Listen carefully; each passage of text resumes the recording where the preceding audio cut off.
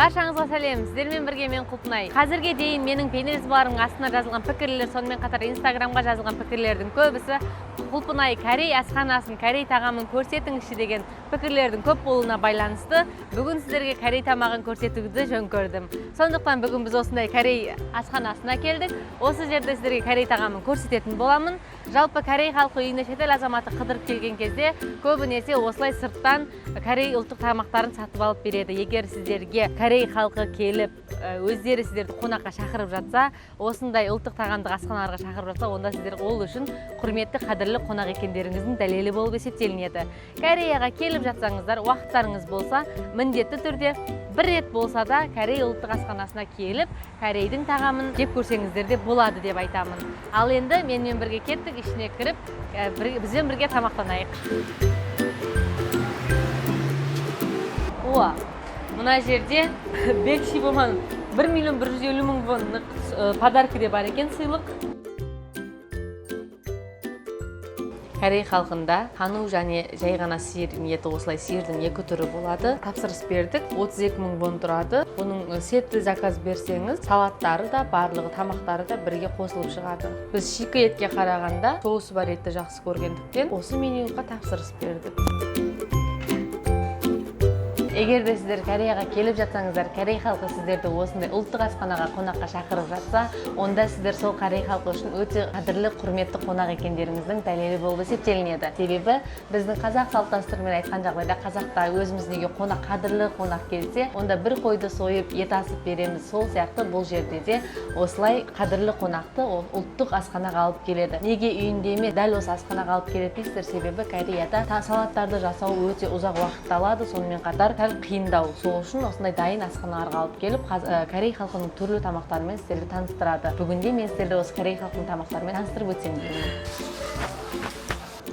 Саңырауқұлақтарды салып, bulgogi ащы емес, сәл дәмді, тәттілеу.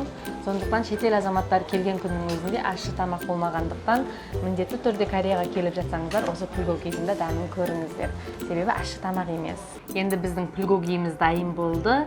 Міне піскен түрі осындай. Осылай дайын болған кезде жесеңіздер болады. Дәмі де өте керемет. Міне қазір осы bulgogiді көріп тұрғаныңызда кеннеп деген көкөніске салып араластырып жесеңіз, өте ерекше дәм береді. Келесісі Корея халықтары өте жақсы көретін юкке деп аталынады. Бұл юккені пісірмеген шикі сиырдың етінен жасалынған, соевый соуспен жасалынған болып есептелінеді. Екіншісі қасындағы когума, яғни Корей халқының өздерінің ұлттық картоптары. Осьминогтың кішкентайы, осы осьминогтан жасалынған. Егер ащы тамақты жақсы көріп, морепродуктыды жақсы көретін болсаңыздар, сіздерге де ұнайды деген сенімдемін. Корей халқының ұлттық тамағы кимчи деп аталынады. Қызыл түрі өте ащы, дәмді, бір рет жеп көрген адам ұмытылмайтындай дәм деп айта аламын. Екіншісі, бұл да кимчи, бірақ кимчидің ащы емес түрі. Егер сіздер ащыны жей алмай, немесе Кореяға ең алғаш келгенде ащы жеуден қорықсаңыздар, онда осындай ащы емес кимчидің түрін жеп көрсеңіздер де болады. Әсіресе кішкентай балалар өте қатты жақсы көреді. Чапче деп аталынады, яғни біздің тілмен айтқанда фунчозадан жасалынған, және бұның ішіне түрлі көкөністер кіреді. Шпинат, сәбіз, саңырауқұлақ, пияз және ет. Осылар кіреді. Қазір міне ет қосылмаған түрі, соевый соустан жасалған тәтті салаттардың бірі болып есептелінеді. Бұл Корей халқы ең көп жейтін намылдардың бірі. Шпинат деп аталынады. Шпинатты сіздер де барлықтарыңыз білесіздер. Денсаулыққа өте пайдалы болғандықтан салат түрінде де немесе суп түрінде де көбірек жегенді ұнатады. Қазір көріп тұрғандарыңыз бұл урок таңсу деп аталынады, негізгі аты йолги. Біздің тілмен айтқанда, Қазақстанда біз балықты ұнға қосып, майға қуырамыз ғой, дәл солай. Бірақ урок деген балықтан жасалынған, дәмі де өте керемет. Ал бұның соусы, егер сіздер таңсуйықты жеп көрсеңіздер, сол таңсуйықтағы соус пен дәмі бірдей, тәтті соустардың бірі болып есептелінеді.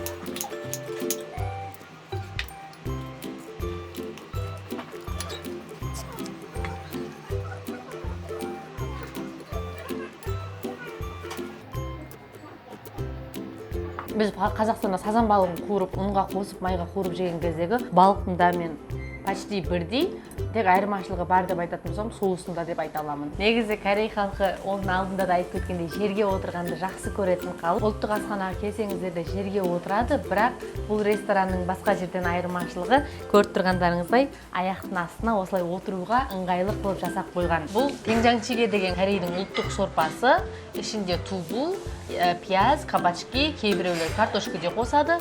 Тенжан деген соустан жасалғандықтан тенжанчиге деп аталынады. Бірақ аптасына 2 рет, 3 рет жейтіндей Корей халқы өте көп ішеді тамақты. Міне тамақтанып болдық. Енді тамақтанып болғаннан кейін соңында бізге осындай шай алып кеп берді. Бұл шайдың аты мешіл шай деп аталынады. Тәтті шай. Осыны ішіп, енді ары қарай үйге барамыз.